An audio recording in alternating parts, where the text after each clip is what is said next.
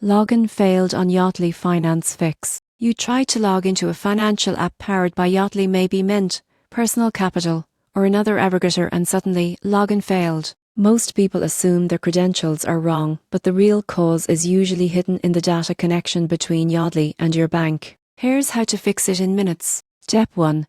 Verify your bank credentials by logging in directly on your bank's website. If that fails, the issue isn't with Yodlee, it's your bank login. Reset your password there first. If your credentials work fine, go back to your Yodlee-powered app and reconnect your account. Select Edit or Reconnect, enter your updated bank credentials, and allow permissions again. Yodlee will then create a fresh session to pull data securely. Now, if your bank recently added multi-factor authentication or changed its login process, Yodlee may not yet recognize the update. That's one of the most common causes of connection failures. In this case, you need to wait until Yodlee syncs with your bank's latest security method, usually within 24 to 48 hours. Also, check if you're using a VPN or proxy.